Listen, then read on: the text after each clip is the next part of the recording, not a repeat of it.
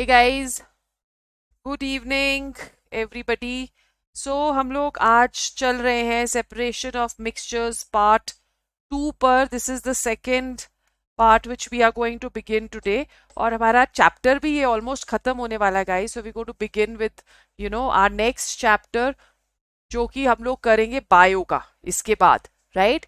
Maths के videos आपको regular मिल रहे हैं और सब्सक्राइबर बेस धीरे धीरे अपनी पेस पे चला है, slowly slowly it is increasing, but we want more subscribers. So आपको क्या करना है, वीडियो को शेयर करना है अपने फ्रेंड्स के साथ, ओके। और ऐप भी डाउनलोड कर लो। नाइन्थ की पूरी केमिस्ट्री, फिजिक्स और बायो, तीनों के तीनों साइंस के जितने भी है, they all will come on the app. Similarly maths की भी ऐप पे ही आ जाएगा। शैलीज केमिस्ट्री करके ऐप है, लिंक आपको नीचे दे रखा है। ऐप को डाउनलोड करो and we are going to meet soon, right. Okay guys, so what are we doing over here? Separation of mixtures part 2 पे हम लोग चल रहे हैं। अब sometimes a question comes to our mind कि जब भी आप इंक को देखते हो तो आपके दिमाग में क्या आता है। जैसे आपने ब्लू इंक देखी, आपने ब्लैक इंक देखी, सो the thing which comes to your mind is that is the dye.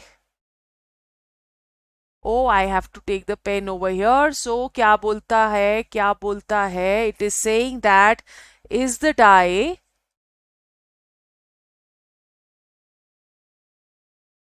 in black ink a single color.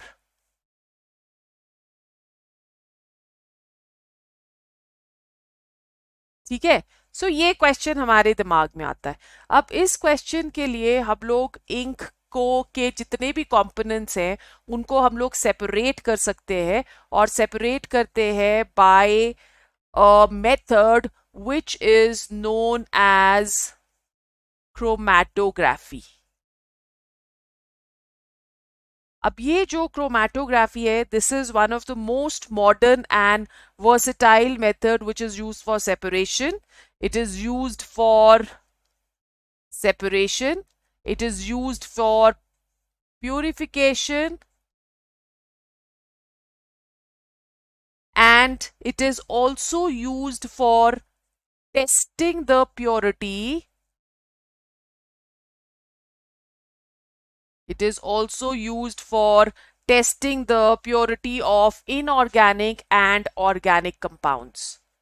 Of inorganic and organic compounds. So इन सब के लिए हम इसको यूज करते हैं. Now this technique was, or the method that was discovered by Sweat. It was measured by Sweat, और he was a Russian botanist जिन्होंने इसको measure किया था. और बेसिकली ये जो क्रोमैटोग्राफी होता है, it is made up of 2 words. One is chroma. Chroma का मतलब होता है colour, and second is graphy. Graphy का मतलब होता है writing.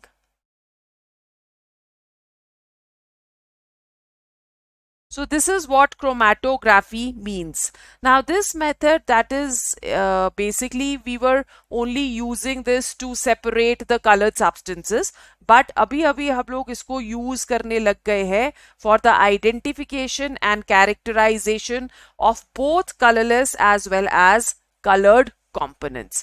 So let's look at chromatography. So you have a lot of types of chromatography which may be present.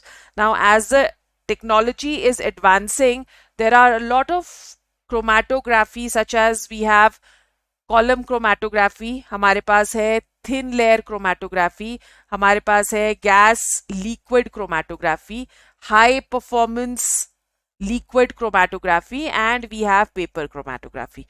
But इन सब में जो सबसे ज़्यादा common है, that is paper chromatography. This is the simplest form of chromatography which is present, and it is the most common. So we are going to discuss paper chromatography. In order to do so, we have taken, as you can see, we've taken a figure. I've of course taken it from the Google Slides. So this is the chromatographic technique which we are using over here. What are we doing in this is that, whenever there are two or more different substances which are soluble in the same solvent, but their solubilities, they are usually different. So that is the principle which we are going to use over here in chromatography. So जब भी हम लोग solvent लेते हैं, जैसे for example हमने कोई भी solvent ले लिया, let's say we are taking over here water, okay, उसको हम लोग pass करते हैं over a mixture of substances.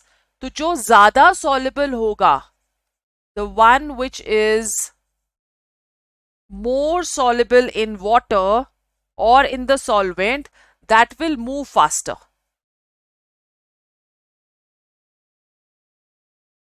That will move faster. और वो separate हो जाएगा from the other substances. Okay? और जो कम soluble होगा वो धीरे चलेगा, वो पीछे रह जाएगा. Right? So separation and identification of different components, वो किसके ऊपर डिपेंड कर रहा है? दैट इज डिपेंडिंग ऑन, ये इसका प्रिंसिपल रहता है, बेस्ड अपॉन डिफरेंट solubilities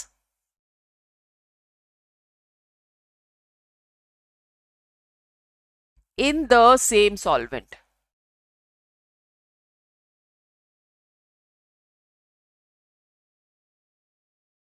ठीक है? So that is going to be the principle, the movement of the particles, that is different. So in order to carry out the experiment, what we've done over here is that we've taken a thin strip of paper. This is a special paper which is known as the chromatographic filter paper, right? और एक pencil के साथ हमने क्या किया है, एक line draw कर दी है यहाँ पे along the width of the filter paper.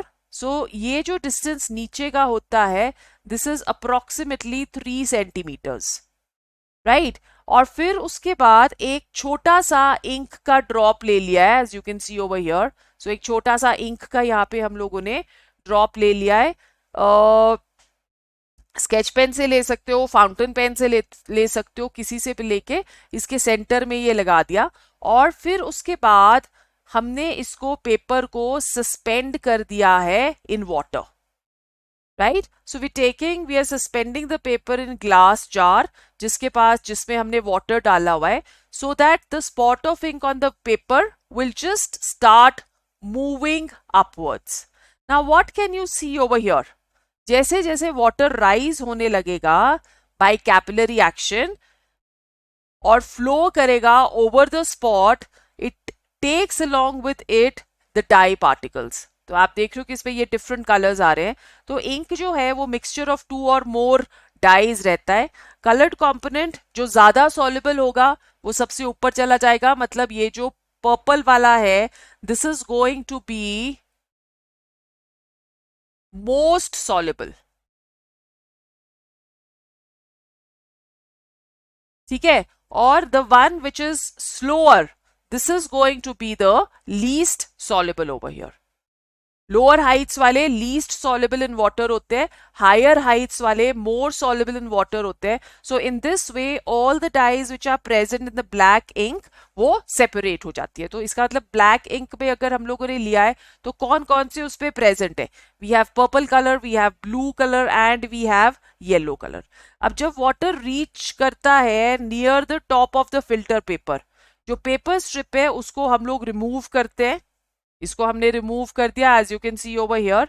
और ये जो कलर्ड स्पॉट्स है डिफरेंट हाइट्स पे, इसको हम क्या बुलाते हैं? This is known as chromatogram.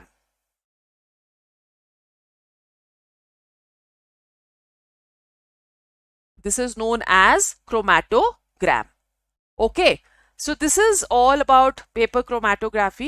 Chromatography या paper chromatography will depend upon the solubility of the component in water. जितना ज्यादा soluble होगा उतनी जल्दी चढ़ेगा.